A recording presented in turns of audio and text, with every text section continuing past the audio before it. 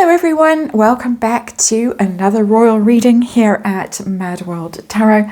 A Sunday evening as I am doing these readings, and we saw Harry and Meghan together out and about in public yesterday at the Kevin Costner, the annual charity event that he holds, a fundraiser for first responders, the 1805 live event.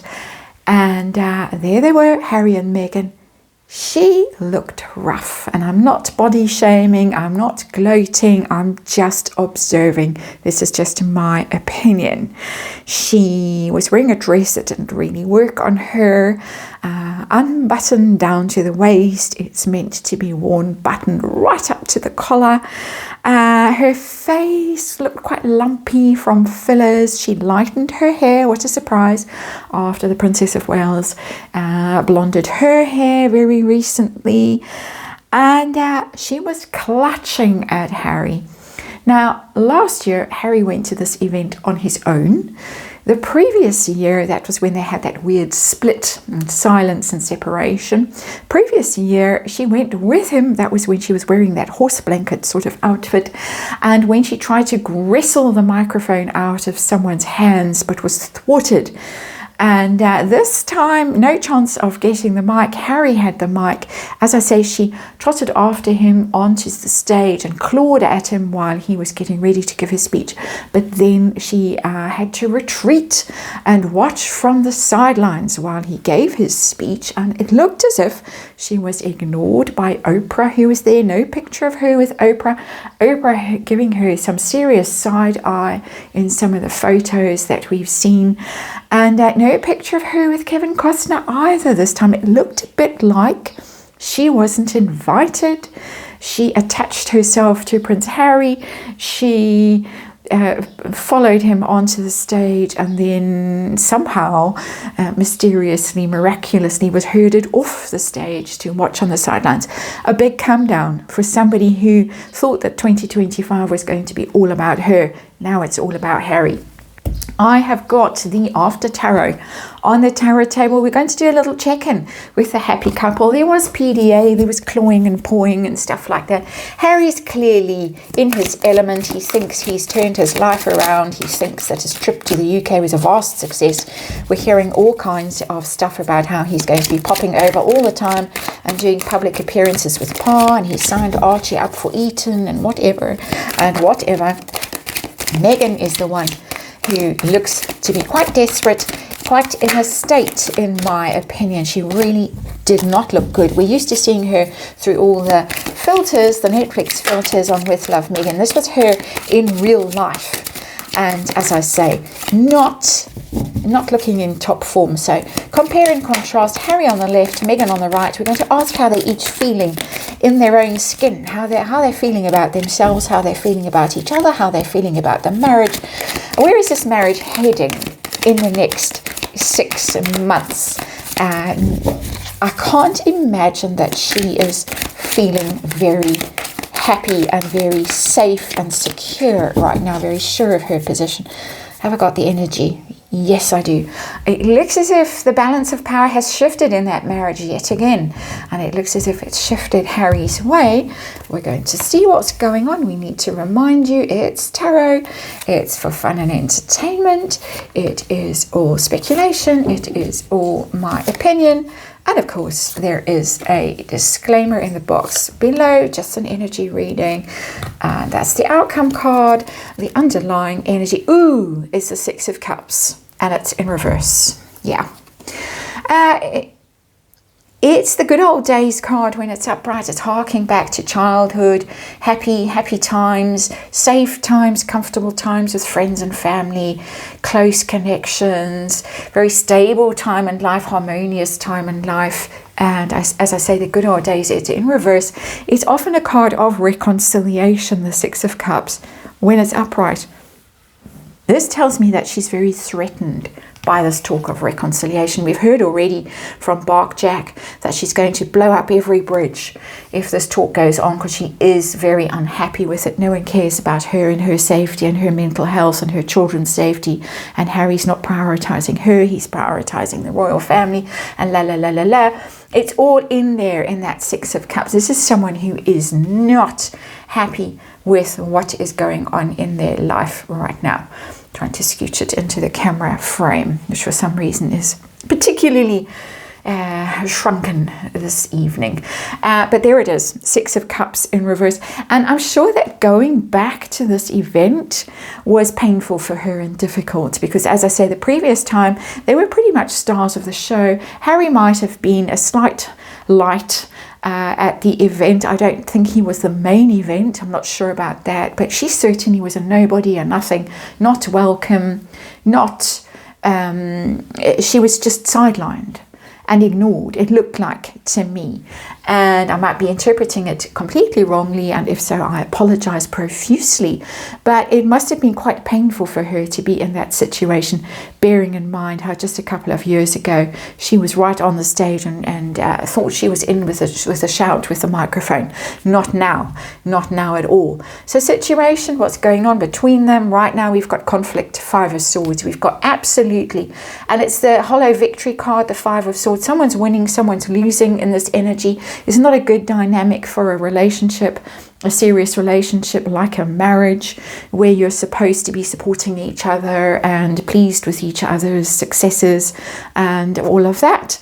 This is conflict. This is one-upmanship. This is somebody winning at the cost and the expense of someone else. Harry's winning right now. I said, this is about shifting the balance of power, and there it is. He's, I've won.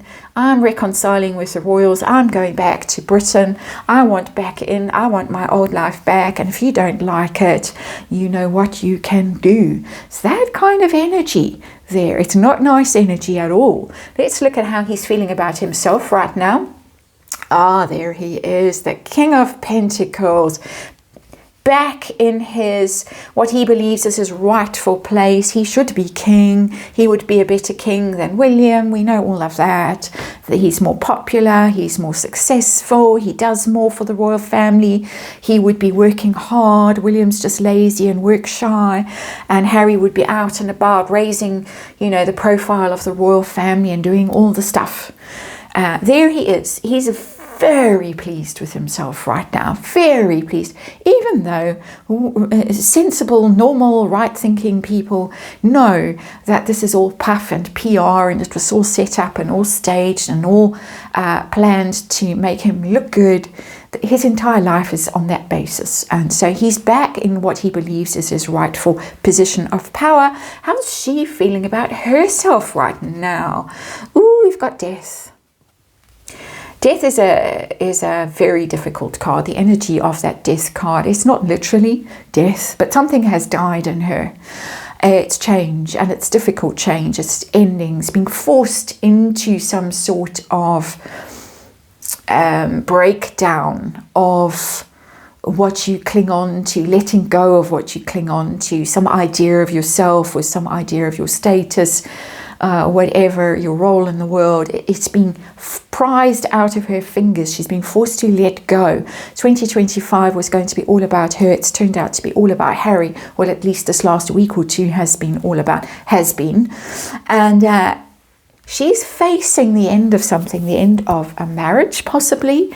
She's facing the end of her, I'm going to say, desirability.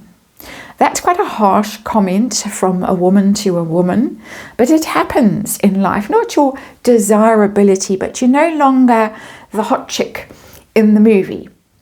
And you have to make your peace with that at some stage in your life. You age out of certain things, and you've got to be confident enough in your own skin to deal with that. If you've built your entire life around something as vacuous and shallow as your looks and your sex appeal, it's going to be difficult to reconcile with, the pretty young things that are snapping at your heels. She's struggling with her identity, with her self-image, and it's changing, and she's not handling it well.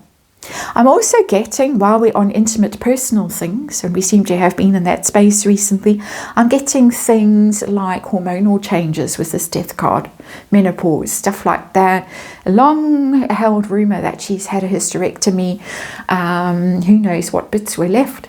But it looks like that kind of energy is on her now. And there comes a time in your life, again, as a woman particularly, when you look in the mirror and you think, oh my God, I look like my mother. That's what's just happened. She's facing some harsh truths about herself, and she's been forced to contemplate changes about her life that she's really not prepared for and she doesn't want to face. How do they feel about each other? How does Harry feel about her now? As a person, Knight of Swords. He's on the attack. He's charging along. He's got the momentum. It's all about him now. It's all about what he wants. He's ready to go to battle with her, not for her, with her. That's how that Knight of Swords is reading for me. He's flying. He's got his plan. He's got his strategy. And if she doesn't like it, she can lump it. And absolutely with that Knight of Swords, it's a savage card for me as an energy reader. It doesn't have feelings. It knows about strategy. It knows about being quick to act. You can see here in the After Tarot, there's combat in that energy. That very fierce combat, and the center of this reading, the heart of this reading, is the conflict card, the Five of Swords. So he's not feeling kindly disposed towards her. He allowed her to claw at him, and he's trained, like a sort of a pet, to respond to certain prompts. And so when she claws at him, he does hold her hand briefly, and he can look at her and smile. I'm sure he's been trained by the royal family with cues, dog biscuits, treats, I don't know what, to perform tricks from young, and so he can do it. He can do it in public. He can actually do it better than she can. He's a better actor. He's better at responding to prompts in public than she is. How does she feel about him right now? Oh, she's cross with him. She can't bear the fact that he is boss. That is the boss card, the Emperor, the big cheese. The King of Kings, the Emperor. That's who he is. That's the alpha male. That's the dominant one. That's the one who organizes and rallies troops and does stuff. She can't bear it. She can't bear the fact that his little plan, the little PR plan that she probably cooked up with Meredith Maines, has worked so well, ostensibly. She can't stand it. She cannot stand the fact that she's now subservient to him. Interesting little dynamic that's coming through in this reading. Very uncomfortable for her. And I'm sure that he is relishing it, our King of Pentacles over here, who thinks that his life is he's bossed his way back into a dominant role in the royal family and in his marriage. Let us see commitment to the marriage. How invested is he in the marriage? How determined is he to make it work? Nah. Ace of Wands in reverse. Not at all. Not at all. There's no passion, there's no interest. We did read on that with the hair loss drugs very recently. As I say, we seem to have strayed into very intimate details of the Parkles' lives, which I don't particularly want to stray into. It's not where I want to be really as an energy reader. But there it is. It's quite graphic, it's quite vivid, it's quite obvious how he feels about the marriage. Not interested, doesn't see a future for it, got no passion about it, it doesn't excite him, it's not something that he sees as part of his future. And I would say with that Ace of Wands in reverse that he's on the lookout for something new. He would be open to possibilities. And of course, there's always the rumors about the blonde chick, the Ukrainian. There's been all the surfing instructors. I think briefly there was a polo player around and about. I think she was in Georgia. I can't remember. There's been so many rumors. I've read on all these rumors and I've never got anything that's landed for me energetically. I'm sure he plays away. I'm sure she does too. That's my personal opinion of them as people, and that's just my personal opinion. I don't have any proof of that. It's how the energy of this couple reads for me. but I've never seen anything serious. I've seen him depressed, moping, in this strange codependent kind of relationship with Meghan. He's ready to go. Ace of Wands in reverse. How's she in the marriage? We've got the Three of Cups in reverse. This is, it's a friendship card. It's a celebration, partying, happy, playful energy, and it's in reverse. She knows that there is no more positive energy in this relationship, that whatever control she had over him, sorry about the yapping next door, whatever control she had over him, and it's a substance card. I had to have a little pause while Tess also barked, but I need to finish this reading and plow on.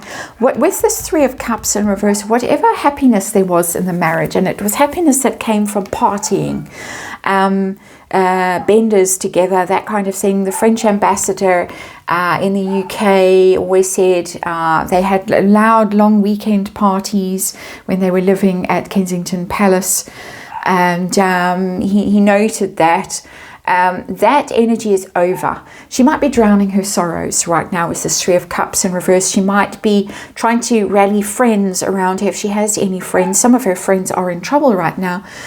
Whitney Wolfe Herd, for instance, exposed as a terrible bully and perhaps not most honest person about her ascendancy and how she became a billionaire. Thanks, Daily Mail. Three of Cups in reverse, but I think she's looking for female friends to cry on their shoulders, drown her sorrows, that kind of thing. Very, very unhappy energy here. So we've got a very clear indication of who's wearing the trousers now in this marriage, and Meghan is definitely facing some very serious challenges with the Death card and the Emperor in reverse. Where is this marriage heading? I've put a time frame on this. End of year to the next 6 months. Just a time frame. Where is this marriage heading? And we have the Seven of Pentacles, and it's in reverse. Someone walking away from it. Someone giving up. There's the 7 years. I always think the 7 years of bad luck. With that Seven of Pentacles, it shows up all the time for this relationship. Harry and Meghan, they've done their 7 years.